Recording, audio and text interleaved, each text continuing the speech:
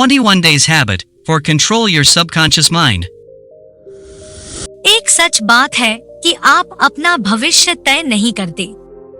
आपकी आदतें आपका फ्यूचर बनाती है और आदतों को आप सीधा कहो तो अच्छी आदतें ही अच्छा जीवन बनाती है।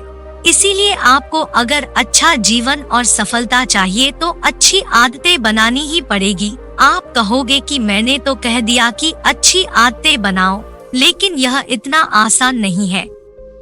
हाँ भाई, मैं जानती हूँ कि किसी भी आदत को बनाना इतना भी आसान नहीं है। यहाँ तक कि आपने कई बार प्रयत्न भी किया होगा, लेकिन ज्यादातर फेल हो गए होंगे। पर किसी भी आदत को प्रैक्टिस करके बनाया जा सकता है। पर सवाल उठता है कि कब तक हम किसी भी आदत को बनाने के लिए प्रैक्टिस करें या कितने दिन उस आदत पर टिके रहे जिससे वो आदत हमेशा के लिए बन जाए। इसका जवाब है 21 दिन का नियम। हाँ, अगर आपको कोई भी आदत डालनी है तो आप 21 डेज हैबिट थ्योरी का उपयोग कर सकते हैं। यह क्या है, चलिए जानते हैं। आप जो भी आदत बनाना चाहते हो उसे लगातार 21 दिन तक करो।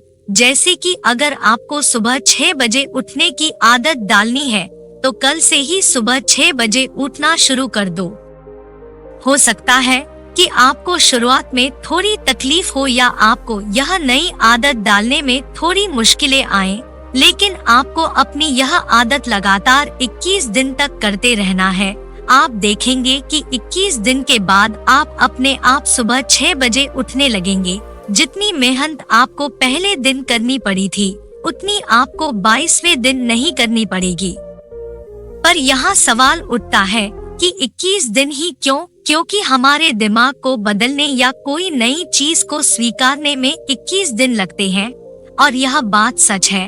असल में जैसे जैसे हम कुछ नई चीज लगातार करते रहते हैं, वैसे वैसे हमारे दिमाग के अंदर रहे न्यूरॉन्स बदलने लगते हैं और कुछ नए बनने लगते हैं। साथ ही जैसे जैसे दिन बढ़ते जाएंगे, आपके लिए वह आदत सरल बनती जाएंगी। इस तरह से अगर आप 21 दिन तक किसी भी कार्य को सतत करते हैं तो वह सिर्फ शारीरिक स्तर पर ही नहीं बल्कि मानसिक स्तर पर भी बदलाव लाता है। इस घटना को और अच्छे से समझने के लिए कुछ एग्जाम्पल को देखते हैं। अगर हम कोई काम पहली बार करते हैं तब उस पर पूरा ध्यान लगाना पड़ता है। जैसे कि अगर आप पहली बार बाइक चलाना सीख रहे हैं तो आप पूरी तरह से उस पर ध्यान देंगे, लेकिन जब कुछ समय के बाद थोड़ी सी प्रैक्टिस से आप बाइक चलाना सीख जाते हो, तब आप किसी से बात करते करते भी चला सकते हो। यह कैसे होता है जानते हैं। हमारे मन के 2 भाग है, चेतन मन और अवचेतन मन। जब हम बाइक पहली बार चला रहे थे तब यह सब हमारे लिए नया था। इसी वजह से वो सारी प्रतिक्रियाएं चेतन मन द्वारा हो रही थी, लेकिन हमने यह काम बार बार किया। इसी वजह से यह सारी क्रियाएं हमारे अवचेतन मन में स्टोर हो गई। इसी वजह से अवचेतन मन अपने आप उस कार्य को कर देता है और हमें वह कार्य करने में किसी भी तरह की मेहनत नहीं लगती। चलिए एक और एग्जाम्पल देखते हैं।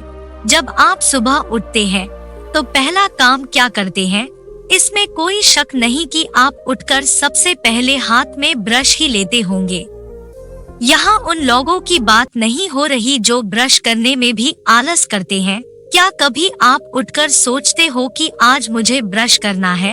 या फिर क्या आप ब्रश लेते वक्त पूरा ध्यान उस पर लगाते हो?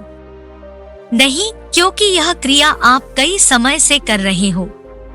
इसी वजह से यह आदत आपके दिमाग में बैठ गई है या कहीं अवचेतन मन में चली गई है। इसी वजह से यह आपके लिए आम सी बात है।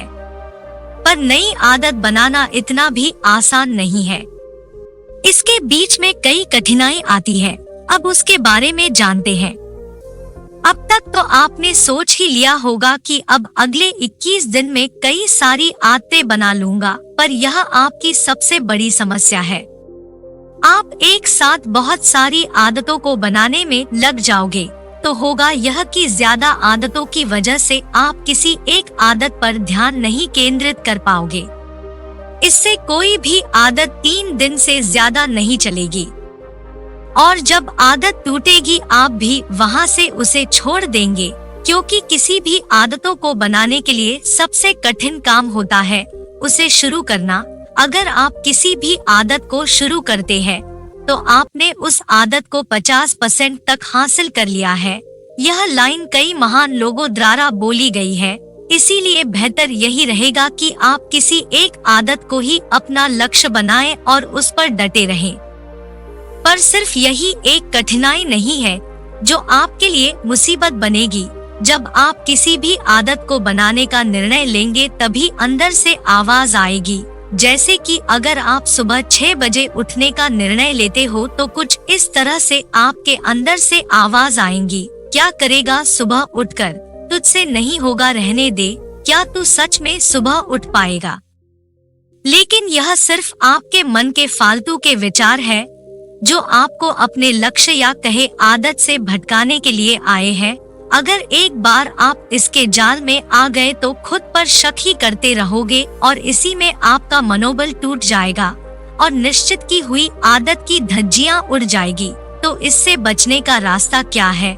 जवाब सिंपल है, आप इस तरह के विचारों पर ध्यान ही ना दो, क्योंकि आप जितना ज्यादा ध्यान ऐसे विचारों पर केंद्रित करोगे आपके मन में और भी ऐसे ज्यादा विचार आते जाएंगे। लेकिन बात यहाँ पर खत्म नहीं हो जाती। जैसे आपके 2 या 3 दिन बीतेंगे फिर से अंदर से आवाज आएगी, तेरी मेहनत वेस्ट जाएगी, इससे सिर्फ समय बिगड़ेगा, ऐसा फालतू का काम करने से अच्छा है कुछ और ही कर ले। मैं निश्चित तौर पर नहीं कह सकती कि आपके मन में कौन से विचार आएंगे, पर इस तरह के कुछ होंगे। इन सारे फालतू विचारों से बचने का एक तरीका है कि आप आदत बनाने से पहले तय कर ले कि आप यह क्यों कर रहे हैं।